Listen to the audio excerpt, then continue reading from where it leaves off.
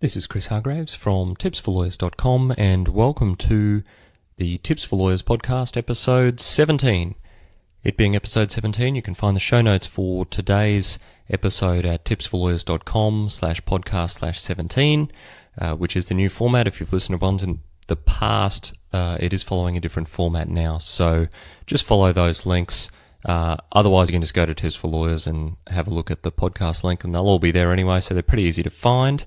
But today I wanted to have a talk about something that comes up. I guess it's a decision that a lot of young lawyers start to think about when they start to get that wanderlust as they have finished their study. So you've done, if you're in Australia at least, you've done 12 years of school, then you've done 4 or 5 years of university study, maybe you've then done another year of practical legal training, and maybe you've done a couple of years of work as a solicitor, and all of a sudden it hits you that for the last 20 odd years, you haven't gone anywhere or done anything. And so what you start to think about is, what about going overseas? Certainly jobs for lawyers overseas. It doesn't really matter where you are. There are jobs overseas, whichever country you're in. And the question is it worth it? And one of the more fundamental questions is it going to be good for your career? Or is it going to be damaging for your career? Or is it going to be neutral? So I wanted to explore a few of the pros and cons today about travel for lawyers, and in particular, going to work overseas for a longer stint. So I'm talking sort of 6 months, 12 months, maybe a couple of years, if you happen to have an opportunity to go somewhere abroad and ply your trade in an overseas jurisdiction. Because there are a few factors to consider. I didn't choose to do it myself, so I can disclose that I have not travelled overseas to work. Certainly I started to give it some serious thought at one point. But various things came up, like the apparent arrival of a third child coming into our lives sometime pretty soon. So it did become a little bit more complicated to go overseas at that point, and we decided not to. However, there are a lot of options available. Certainly a few less now than there were in the past. Pre-global financial crisis, it was all the rage. In fact, a couple of firms I worked at, basically every lawyer that hit 2 or 3 years post-admission would all of a sudden fly off overseas. It was becoming quite irritating, actually. A lot of Australian firms were finding there was a big gap in their experience level because so many of their sort of mid-level lawyers were going overseas to get some experience and some travel and so on. So the question is, should you do it? Should you not do it? What are the pros and cons? And I think the first thing you need to do if you're thinking about this is to ask yourself why. And be honest about the answer. Because as we work through the things today, what you'll probably start to get a sense of is that you might be rationalizing a little bit. Really, the fundamental reason to go overseas has to be analyzed. Why do you want to go overseas? Is it because of the money? Is it because of the opportunity? Is it just because you want to see overseas and it sounds like a bit of fun? Be honest in answering why you want to go overseas, and let the other things fall after that. Don't give yourself some sort of fictitious reason about why overseas might be fantastic for you, when in reality, as we'll start to see, it might be a little bit up and a little bit down, or a little bit sideways in some areas as well. So do ask yourself honestly and answer the question properly, why is it you are thinking of going overseas? First things I wanted to have a look at are some of the benefits of going overseas to work as a lawyer for a little while. And the first and most obvious one is that it's fun. Going overseas is fun. Seeing new places is fun. You get to meet new people. You get to go to new countries, new cities, explore new cultures. You get to have a bit of an experience in other areas. And frankly, it's a bit of an adventure. And we all do like adventure, especially as lawyers, because we don't get a lot of it in our day-to-day lives. So that is really a core reason and a core benefit, frankly, to going overseas. The next is that, so far as your legal career is concerned, it offers you some perspective. One of the things I think that a lot of young lawyers haven't gained until far more years into their professional careers than they used to is some perspective about how businesses function, about how we fit in to the overall scheme of corporate entities or personal lives. And one of the things overseas can do is to give you a bit of a broader perspective about how lawyers function. Certainly if you're going to, let's say you're in Australia and you might go to Europe, you might practice in England for a little while, for example.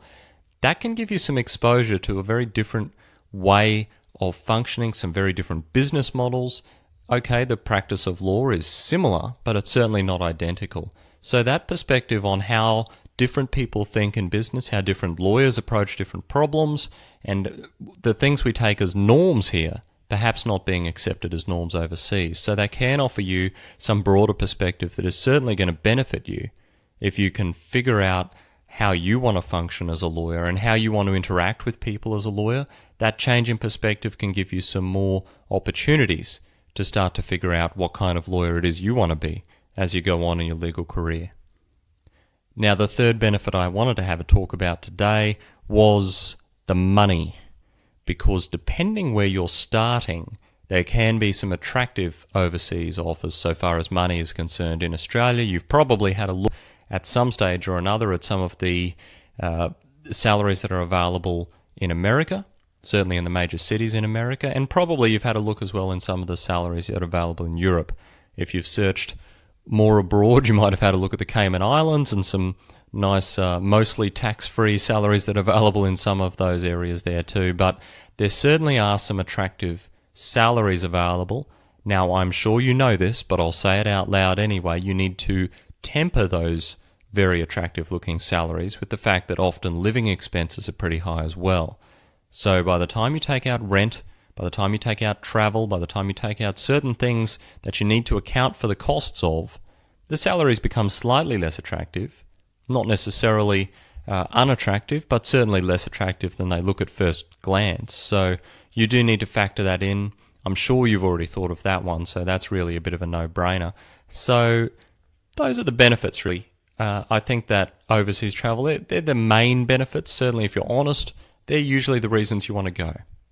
Someone called you, they said they had an opportunity, they offered you a whole bucket load of money, and you thought, well, why wouldn't I travel overseas on someone else's dollar, collect a bit of money, hopefully put some aside, see a bunch of different countries, eat some good food, and then come back to Australia and carry on. The downsides, however, need to be taken into account, because there are some downsides in taking your practice overseas for an extended duration. And the first one I wanted to talk about was your network. Now, I've spoken before, and certainly I've written before, and I'll put a couple of links in the show notes to building your network and the importance of it. But as a lawyer, the people you know and the relationships you develop in your formative years are going to form the foundation for your ongoing legal practice. And taking yourself out of your primary picture, and I'm assuming here that you're not going overseas permanently. I'm assuming that your intention is to go overseas for a stint and then come back and intend to sort of slot yourself back into legal practice in your original country. So be aware that for that period that you are not in Australia, you will probably maintain some of your contacts, but you certainly won't maintain all of them, and probably you won't be building them. So what you will come back to is an environment where you're going to have to push a lot harder, you're going to have to hustle a bit faster to be able to catch up with some of your peers who have the same amount of post-admission experience as you when it comes to networks and contacts. Because you are missing out on many, many opportunities to build relationship. You're certainly missing out on opportunities to build relationship with potential clients, with potential referrers, and also within the industry, because reality says that despite the prevalence of social media and your ability to contact people in overseas and maintain relationships to an extent, you're probably not going to do it. Let's face it. You're going to go overseas. You might send the occasional email, post a thing on Facebook, get a few comments here and there, but you're probably not going to be building serious professional relationships with people as much as people who are able to have coffees, who are able to have lunches, who are able to have that face-to-face time. So you are going to miss out on some opportunities there as well. Connected with that, but not identical to that, is the fact that you are going to fall behind in the law in your own jurisdiction. Now, I know that there are some similarities between different countries, but you're not going to stay up to date in the law in many, many areas. And I'm not just talking about the substantive law here, I'm also talking about the procedural law as well. And I'll give you an example, I guess. Taxation law, clearly different between different countries. And frankly, if you can go over and hit the ground running in taxation law in another country, then you're a smarter person than I am. But that is one example where whatever experience you get is unlikely to offer you any technical benefits. And so the reality is you're going to be less advanced technically than your peers. Now, once again, you can catch up. It's not necessarily impossible to catch up, and if you're quick enough on your feet, then you might do it very fast, but you're going to fall behind, and when you get back to the country, you're not going to be treated the same, and you're not going to have the same technical expertise as your colleagues. But you're also going to fall behind in terms of procedural law. It takes a long time. Let's say you're a litigation lawyer. It takes a long time to learn the court procedures. It takes a long time to learn the court rules. It takes a long time to have those become second nature so that you can actually just do things without having to spend too much time on them in the procedural department. And you will be missing out on that. And if you're away for a couple of years, think about how much you've learned. Let's say you're 2 years post-admission now. Think about how much procedure and law you have learned in the first 2 years of your practice. Add another 2 years to that, assume you're going to carry on in a similar curve, and then think how far behind you will be. Because you will be learning practice and procedure, and you will be learning law in a different jurisdiction. Now, of course, there's going to be some similarities from time to time. If you're practicing in contract law, maybe sometimes in building and construction, there are going to be some similarities in different areas of law, particularly if you're going from a common law country to a common law country. So if you're going from Australia to England, say, then there are similarities. But if you're going from Australia to America, or vice versa, or some other European countries, or maybe you're going to China, maybe you're going to Singapore, there are very different jurisdictions around the place, and the methods and practices and habits and procedures that you take as second nature now will very quickly be lost as you have to learn the new ones. And then you're going to have to learn them all afresh when you get back. And you may or may not come back into exactly the same practice area as you were working in overseas, because it might not be too transferable. So be aware of the reality of what you are losing when you take up the opportunity to go overseas. You will lose the contacts, or at least you will fall behind so far as your ability to build relationship, and again, you can catch up, but you will also fall behind in the law, and you will fall behind in procedure. Again, it's dependent a little upon what area you work in, but the fact is you're taking yourself out of the environment that you're practicing in for a couple of years to do something else. So you need to weigh up those benefits versus those detriments. The benefits are certainly tangible, so I don't want to sound like I'm saying you shouldn't go overseas, but I'm saying you need to consider the pros and cons properly. Now, if you're prepared to take that risk, especially if you're young, you can bounce back. Maybe you're using it as an opportunity to consider whether you actually want to proceed in your career in the law. Maybe you're going to go overseas and not necessarily practice law the whole time, or do a 6-month contract and then spend 6 months traveling and getting your head together, and maybe you're thinking about other opportunities, maybe you're considering other options in your life. So that is an opportunity to do that as well. You can make some good money, you can put some aside, and you can use the rest for travel. So there are options there available to you. But don't wear rose-colored glasses by telling yourself that you will go overseas and you will carry on in the same seniority that you had when you were here, because you won't. And I don't want you to kid yourself into thinking that you're going to walk back into a job. Let's say you went at 2 years, you get another 2 years experience overseas. You won't be treated as a 4-year post-admission lawyer, because you won't have the requisite experience to actually be a 4-year post-admission lawyer. There are some exceptions. If you're in a particular area that's well transferable, you've developed some good contacts and expertise, and you have a reputation, then you might be able to walk into a job at the seniority that you actually have. But you shouldn't assume that you're going to, because if you do, you've got a pretty good chance of being disappointed. You might have the privilege of doing it, but think of it as that. You should assume that you will come back essentially at the same level that you left. Now, if you make that assumption, the question is, are you still prepared to go? If you go and you come back essentially on the same salary that you had, for example, maybe a little more, maybe it's gone up from CPI, maybe it's gone up because they'll give you a head nod for the fact that you have that additional experience in a legal career at all. But what if it doesn't go up to be comparable with your peers? Can you live with that? Can you live with having 5 years post-admission but being paid as a third year? Can you live with having to relearn a lot of what you've unlearned while you've been overseas? Can you live having to develop new contacts, reinvigorate old contacts? Can you live with having to build relationships that other people around you have got 2 years head start on you for? So those are the considerations I think you need to be taking into account. My view, why not go?